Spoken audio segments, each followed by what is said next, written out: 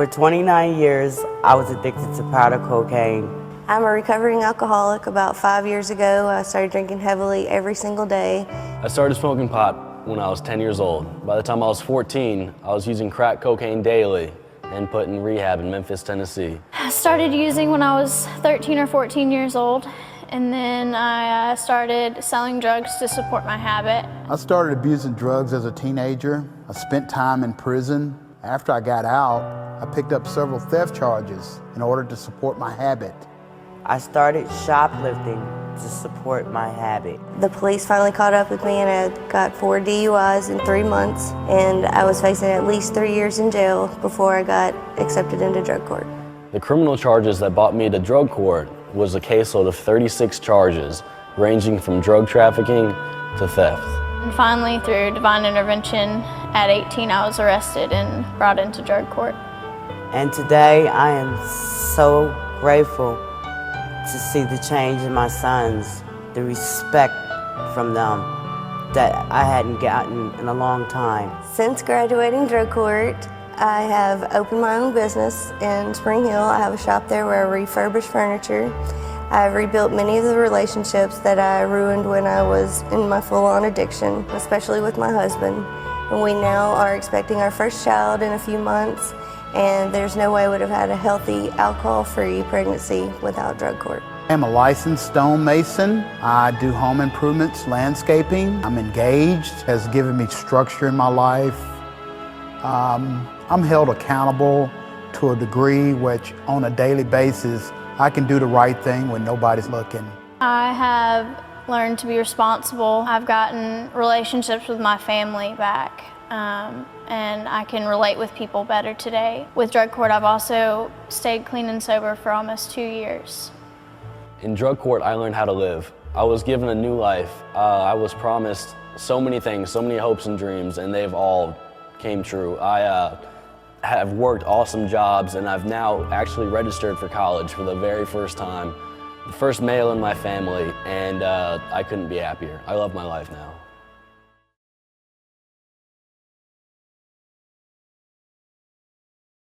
Hi everybody, my name is Bobby. I'm a graduate of the 27th Judicial Drug Court Program in Obion County, Tennessee.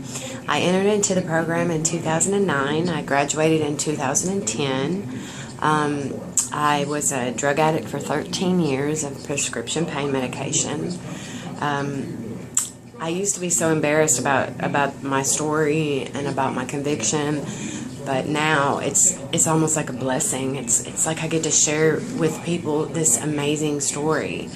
I've been clean and sober for 6 years. I never thought I could say that.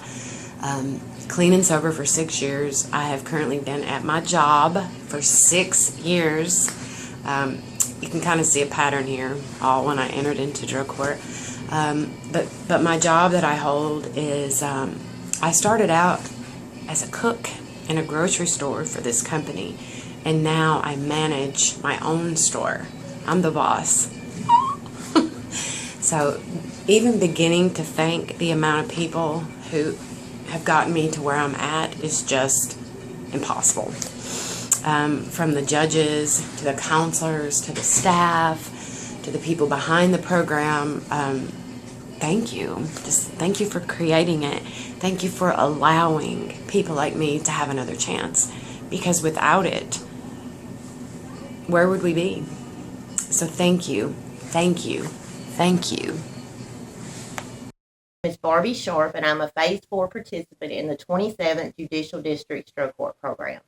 I'd like to take a minute to say thank you to our judges, to my probation officers at West State Corrections Network, and to each of my counselors from Here's Hope Counseling. All of you have played a huge role in my life over the past 19 months, and each of you have contributed your time, support, and effort into helping me become a responsible, productive, and sober member of my community again. I'm grateful to each and every one of you. Thank you. My name is Aram. I'm a graduate from General Sessions Drug Court.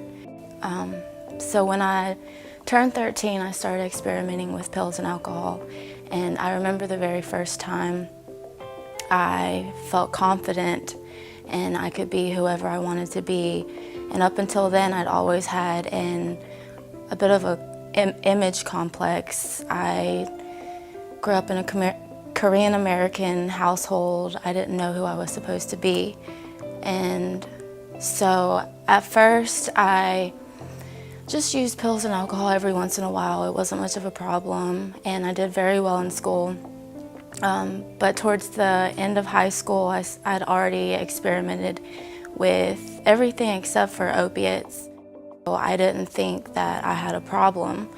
I had my own place, I had a job, I had a car, and I was in school. I did well for a while, and then I had some personal dilemmas in my life, and wrong time, wrong place, I was offered heroin. I'd always said that I would never in my life try heroin. And I ended up dropping out of college. Progressively over time, I lost my car, lost my license. I didn't have a steady roof over my head. I couldn't hold a job. And by the time I entered drug court, I was only 21 years old, but I'd already gone to treatment 3 times, been arrested more times than I can really count. And when I first entered drug court, I was terrified, hopeless.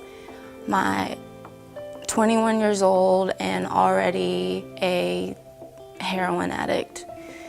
I didn't think that I'd be able to get clean because I'd already tried.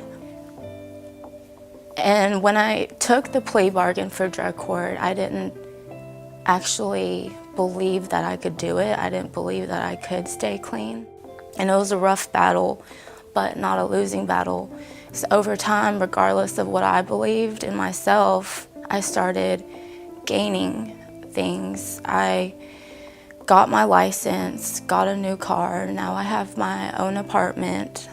I kept a job through the whole time, and now I'm looking into more career-based jobs, and I actually have references, which I never thought.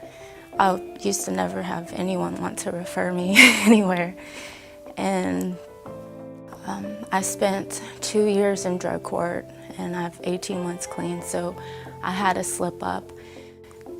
And even through that process, I believe that was necessary for me because Tracy was right there telling me, hey, you can do it.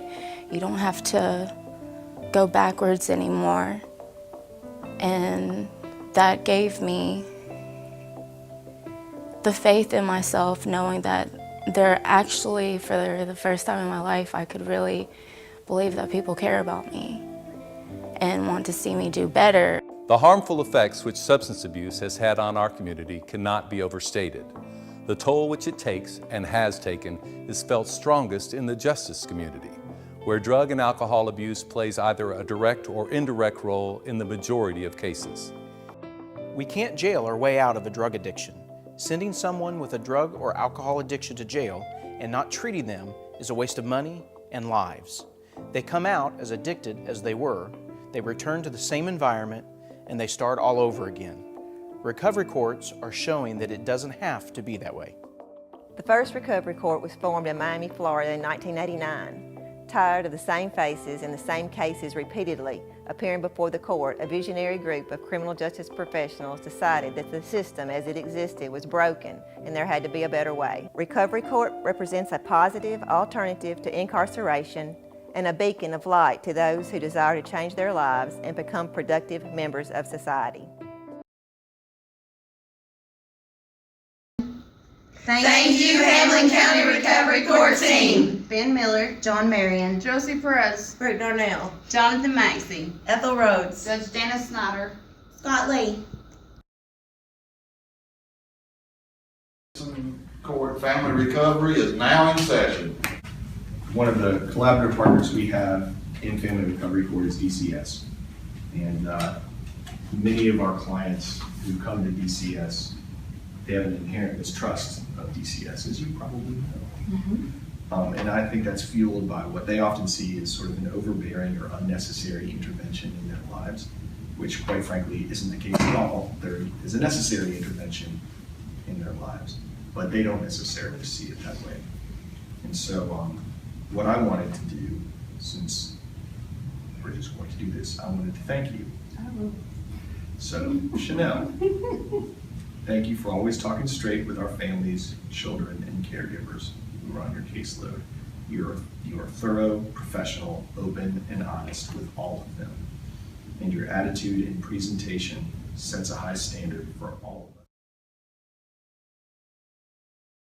We will know new freedom and a new happiness. We will not regret the past nor wish to shut the door on it. We will comprehend the word serenity. We will know peace. No matter how far down the scale we have gone, we will see how our experience can benefit others. The feeling of uselessness and self-pity will disappear. We will lose interest in selfish things and gain interest in our fellows. Self-pity will disappear.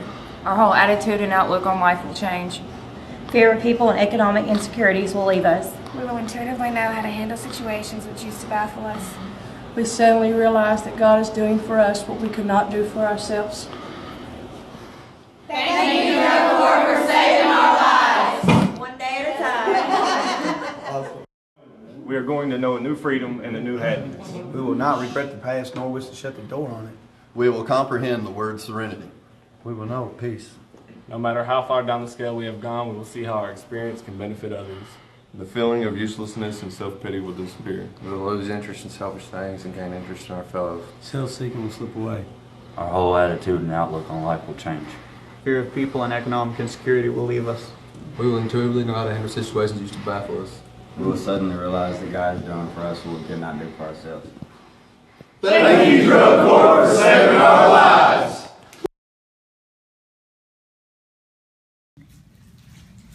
This is from the Juvenile Recovery Court.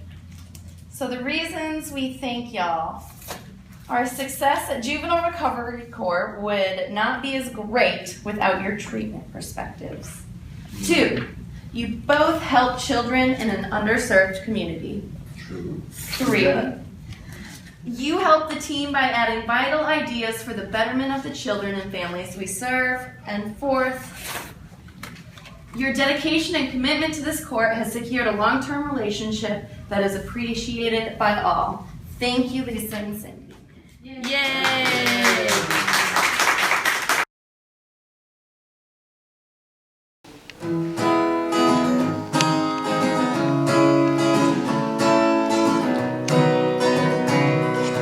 So I thought I'd let you know these things take forever. I especially am slow,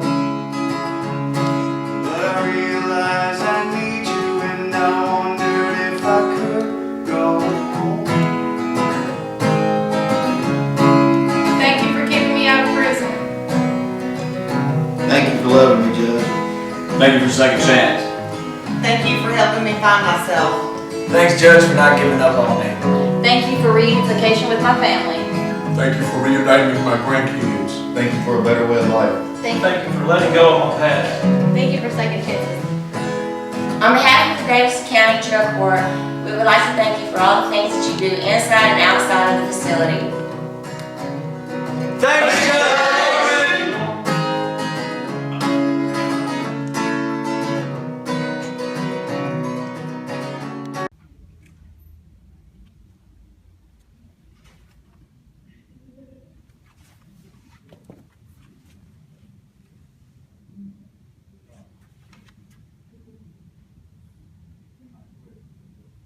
Thank you,